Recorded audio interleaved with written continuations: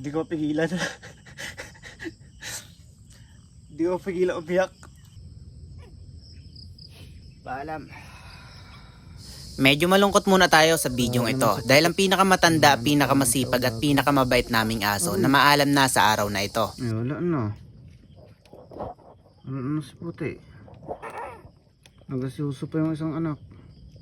Puti ang tawag namin dito dahil ito lamang ang nag-iisang kulay puti na aso namin ngayon. Dalawa lamang kami ngayon ni Mama dito sa taas ng bundok at pagkagising ko nitong tanghali, bigla niya na lamang sinabi sa akin na si Puti daw ay nangingisay na. Awang-awa na si Mama nung sinabi niya sa akin ito dahil ito ang palaging kasama ni Mama dito sa taas ng bundok. Kapag ka nagtatanim si Mama, hindi siya nito iniiwan kahit na dalawa lamang sila. So ayun, kakagising ko lang. Tapos medyo nakakalungkot lang no dahil pagkagising ko, sinabi sa akin ni Mama na itong ang aso namin nangingisay na kanina. Yung medyo nakakayak talaga eh. Kasi ano, ito yung aso namin na pinakamatanda pero pinakamabait din. Tapos ang masama pa niyan, nag-iwan siya ng dalawang anak.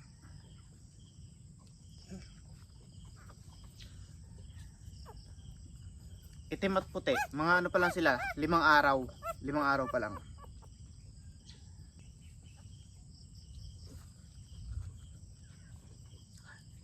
Kayak, gagi. Hindi ko pigilan. Hindi ko pigilan umiyak. Hindi ako mapagsalita.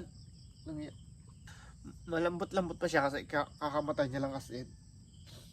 Hindi rin namin alam kung anong kinamatay niya kasi inabutan na lang ni Mama kanina, nangingisay. Sinabi niya na lang sa akin. Pero ang duda ni Mama, baka daw nakakain ng patay na daga na nalason. Kasi masipag talaga siya maghanap din ng pagkain. So baka ganun nga nangyari. Kaya nangingisay na talaga inabutan namin. Pagkalabas ko, yun, umunat na lang siya. Wala na. Natuluyan na rin na wala. Kung makikita nyo dito, siya yung pinakamatanda naming aso. Nakakalungkot talaga kasi ano, ito rin yung aso na palaging kasama ni Mama. Sabi rin ni Mama, itong mga anak, inanak niya ito dun pa lang sa bahay. Tapos dinala niya lang daw dito. Dito sa kabilang kubo mismo yan. Dito sa ilalim. Wala na dito. Hindi na kami dito wala natutulog. Istakan na lang kasi may mga tulo na.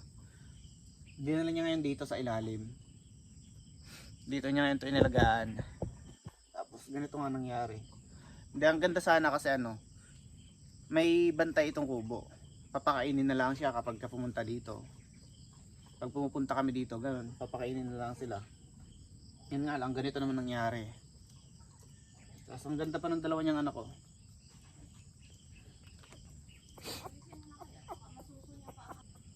Ganda o magkaiba, itim at puti talaga.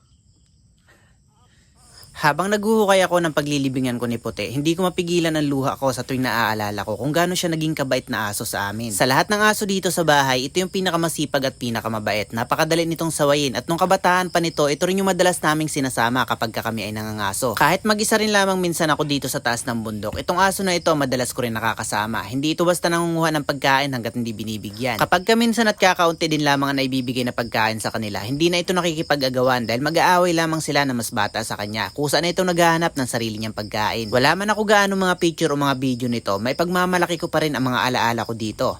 Ano kayo, buddy? Uwi tayo sa bahay mamaya, Ayan, magpaalam na tayo kay Puti. Paalam. Kaiyak. Ayan, maraming salamat Puti.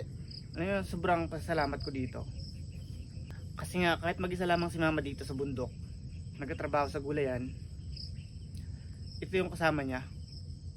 Kahit umuulan, kahit walang ibang tao, walang ibang aso, dalawa lang sila ni Mama. Kaya sobrang pasalamat ko talaga. Basta gano'n na lang.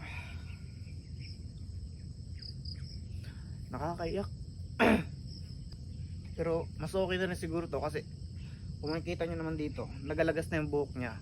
Gawa ng katandaan. Ilan na rin lamang ang ngipin niya. Kaya pag inaaway siya nito mga mas bata sa kanya, hindi na siya halos nakakalaban. Pero napakasipag pa rin. Yun nga lang, gawa siguro ng kasipagan na rin. Nakadali siya ng daga. Paalam. Pagkatapos ko namang ilibing at magpaalam kay Puti, inuwi ko naman itong dalawa niyang anak sa bahay dahil ang sabi namin ni Mama, doon na lang namin to aalagaan. Kaya sa mga nakapanood nito at marunong kayo sa pag-alaga ng mga aso, baka pwede nyo kaming bigyan ng tip kung paano mag-alaga ng mga ganito pa lamang kaliliit na tuta na nawalay na kaagad sa kanilang ina.